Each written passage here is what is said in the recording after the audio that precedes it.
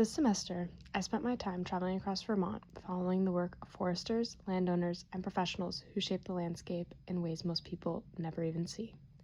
As a social media content intern with the Vermont Department of Forest, Parks, and Recreation, my role was simple, in theory. Document the work, tell the story, but in practice, it meant stepping into forest conversations and decisions that are constantly evolving. In one place, I stood in the woods talking with Al Freeman about assisted migration and what it means to plan for forests that won't fully exist for decades. In another, I walked through patch cuts on Mark Reichardt's property, seeing how forest management decisions are shaped not just by ecology, but how they're explained to the people who live with them. I heard from Steve Hardy about the challenges facing logging today, and spent time in Windsortown Forest with Hannah Dallas, where a written management plan became something visible, something you could walk through and experience. Everything that we do at the state is in the best interest of our state. It's a simple statement, but in the field, it carries weight. It shows up in the choices being made, often long-term, sometimes difficult, and not always immediately understood. Forestry isn't always easy to explain.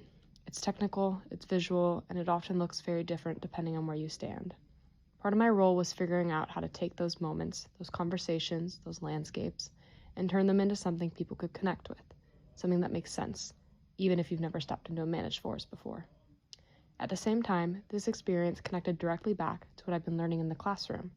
Concepts like management planning stopped being abstract when I could walk through a forest where those decisions were actively shaping the land. The gap between theory and practice started to close. But beyond the technical side, what stood out most were the people, the way they talked about their work, the reasons behind it, and the consistency of their values across very different roles. This connection between personal values and professional practice illustrated how forestry can be both a career and a way of life. Over time, I wasn't just documenting these stories. I was starting to understand them. I learned how to communicate complex ideas more clearly, how to navigate a professional environment, and how to manage work that required both independence and collaboration. By the end of the semester, what started as a content creation role became something more. It became a way of seeing how forestry works from the inside, how decisions are made, how they're communicated, and how many different paths exist within the field.